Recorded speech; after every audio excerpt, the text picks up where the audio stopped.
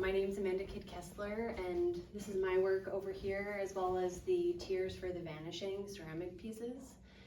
And I'm so excited to have this opportunity to show with Anne. One of my goals is to maybe have one of my pieces collected by a museum, and finding out that Anne has 2 pieces and one in the Museum of Art and Design in New York was just like, of course I'm going to exhibit with you, what an honor. And I'm relatively new to ceramics. I've been studying ceramics for about 5 years. I started in 2019. And before that, I had done printmaking and really identify with the term multidisciplinary artist because of all the different mediums that I use. And I do have these knit wire pieces, the mobiles, and these paper pieces that are really mixed media collage. And that's always been something that has been a thread throughout my work, where I'm really more interested in communicating my idea than I am perfecting one specific medium.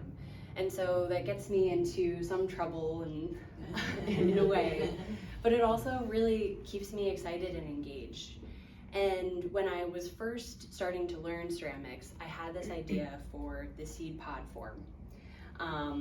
That I didn't know exactly how I wanted to make it, but I did sketches, and I just had this teardrop seed pod sort of obsession. And they're hollow, so I think of them as habitat vessels. And originally I thought, it's a shell, it's a milkweed pod, it's also like a very feminine yonic shape, and it's also a teardrop. And all of those things are symbolic motifs for me. It's a little home where a creature can go inside, and maybe it's a bird's nest or it's a home for an insect. The teardrop is really referencing this collective grief and sadness that I feel for the state of our environment, for the state of our world. I'm a millennial, and so most of my life has been war and climate crisis. So that really comes through in the teardrop shape. The forms also, I'm really into this idea of making a larger piece out of a lot of small pieces. And to me, that is about the sort of, again, the collective organizing that we can do to, be organized, be in solidarity with each other, share in this moment, that this world that we're living through right now. And if you look at some of these other forms, like even though this isn't a teardrop per se, each section of this vessel is a teardrop. These forms, the top is a teardrop. And so I've really tried to be really thoughtful about the shapes and the motifs that I use in my work. Even the leaves, they're upside down teardrops. And so it really connects in this they all weave together in their own way. And I like to keep little Easter eggs like that throughout my work. So I also have in here the gold leaf. This piece is called Seed Vault, and I really like the name because, again, when we think about biodiversity and what's happening to our planet, I like to think about this layer of topsoil that holds all of these seeds. It's a seed vault. And in the case of a wildfire or a climate crisis, that layer, that resilience of the seeds comes through, and you'll see over time, it takes a long time, but forests can be repopulated just through that seed vault topsoil. And so because this also can hold things, it's a lidded jar, I just had fun with the name of that one. And the seed pod form in general, thinking about germination with frost sometimes being required before the vitality of the seed can emerge. That's something that I think about with a lot of my vessels and shapes as well. This style here is made with actual plant matter. So I take a leaf and I press it into a slab of clay, and then the leaf gets removed, it gets fired in the kiln, And then when I'm doing the glazing, I add a layer of underglaze, wipe it away, and then this one is glazed in Celadon. So this way you can get all of this texture and veining from the actual leaf. And I also think of this as a contemporary fossil, because this is basically how fossils are made, and especially using the material of stoneware. And I think of that too as another way of, similar to what Anne is doing in preserving this history of the industry, I'm preserving the history of these plants and like what we're experiencing right now. So the fossil thing just really started to resonate with me. And when you think about the role that ceramics has played in our understanding of early cultures, I like to think, maybe my tears will, somehow be preserved, or, be a way for future people to understand this time that we're living through now. And ceramics have always sort of had that role because of the materiality and how it can be so well preserved. And then I know I've gotten a lot of questions about gold leaf. So my use of gold leaf is multifaceted, right?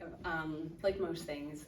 So on one hand, the gold is reflective, which I think also kind of ties in our own relationship. It's reflecting this light back at us. It also, gold leaf has traditionally been used in art history as a way to designate holiness or social status. And so to put it in this brief, in these organic, biomorphic sculptures, has been a way to elevate them to a place of reverie. And I do feel like for me, there is a spiritual component to creating this work, and the gold leaf just reinforces that. I also found,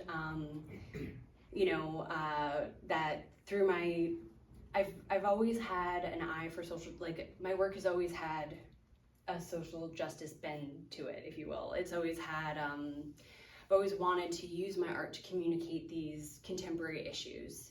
And when I started using gold leaf and making things really pretty, all of a sudden people were like more attracted to it. And I was like, oh, okay, this is an interesting tool. And I guess I should have known that because I'm a woman. And like, we have to deal with that all the time. So it just kind of, again, just like added this layer to it that was nuanced, and that, people are naturally drawn to gold. And I'm like, great, let me tell you about our climate crisis and how sad I am about it. So it's, jewelry is a passion of mine, and that kind of came through in the use of gold as well. And for this show, I created these knit wire pieces. And this is all about my inspiration from Anne. Once we said, hey, we're gonna do this show together, I thought, wow, Anne uses a lot of wire in her work. I wonder if there's something that I can do, my style, my interpretation, organic, that could tie into Anne's work.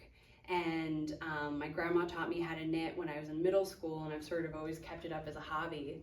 So I started creating these little teardrop, golden or copper teardrops. And then this one, using the patterns of my other seed pods, I just stitched the 5 leaves together to create the little seed pod basket. And it took a lot of trial and error to figure out like the weight of wire and what type of needles to use and all of those types of technical aspects of it. But I think that they pair really well with my work and add a different element. So that's been really fun to explore through this collaboration. Any questions for me? That's most of what I prepared, but I can get into more of the technical aspect of, all my work is hand built. I don't use a wheel. Everything has my hand in it. I do some really small pieces and some larger works, but most of my pieces are pretty small in scale. Yeah. You also have a limited palette, as they say, in painting. Celadon, gold, and then that sort of rust color. Mm-hmm. Is that your choice, or does that relate to the mission that you've been talking about as far as seed pods? How did you come, I mean, you do have black and clear. I have always struggled with color, to be honest. I've always tried to incorporate color, and they've just, whenever I add color, I feel like I'm the opposite of a colorist. Like I'm like a grayscale. I'm a limited palette kind of artist, and it's just my safe, happy place where I like to live. But I also think that it really connects to the natural. It's a very earth tone palette. I do like the diversity within, especially like my Habitat Vessel Tears for the Vanishing pieces. I was really thoughtful in the variety that I wanted to include. So it's, even though it's mostly, we'll call it white, even though it's not really white. It's different shades of buff and gray, and there's also a true white and the Temaku, which is the brown-black glaze. That's also kind of talking about biodiversity, and every seed is slightly different. It's, part of the reproductive cycle to have that genetic variety. And so I do like to incorporate that sort of as a nod to biodiversity within my work. I do love the iron oxide. This is a red iron oxide, and that's black iron oxide. This piece, again, with connecting with Anne's work, using the metallic finishes just really worked well. But I also think about it in relation to the breakdown of these metallic materials, or these industrial materials. And Anne has done an amazing job of finding a great use for them, but a lot of them, if they're not salvaged and they're not being used for art, where do they end up?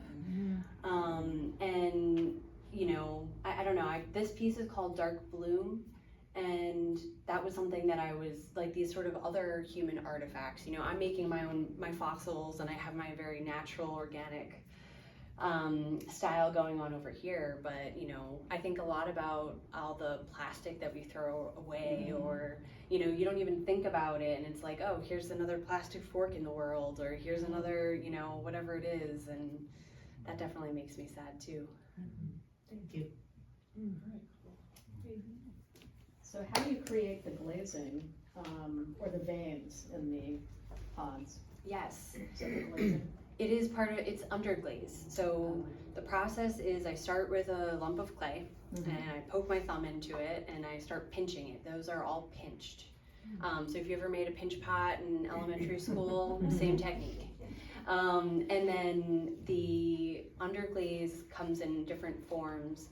I can paint it on, and then I also have underglaze pencil. So I love the pencil because it really gives you these pencil-like marks. And you have a lot of control, just like you do with drawing. So I'm drawing and making all of these little individual marks on the pieces, including in the center of those and on the outside. And the connections, they remind me of rivers, the way that rivers change their shape. It reminds me of migration patterns, of maps. And so I put all of that into the drawing. And you can see the drawing also in my my piece called A Universe of Secrets, the black paper works there. And it's the same type of mark making that it'll be on my ceramic work, it'll be on my paper pieces, it'll be in my stitching. It's kind of, my mom has some pieces from high school that I made, and it's the same marks, so I don't know if I can really help it. Your signature marks. Yes, they are. Tom. Yeah, how do you manage installation as far as knowing which, obviously when you pack this up, are you going to mark which piece is supposed to be in which place, or does it get set up differently each time? It gets set up differently each time, and that was part of the fun in creating this. I had different boxes for each glaze, and every time I got stuff out of the kiln, I would update the box and be like, okay, there's 44 here, okay, there's 55 there. And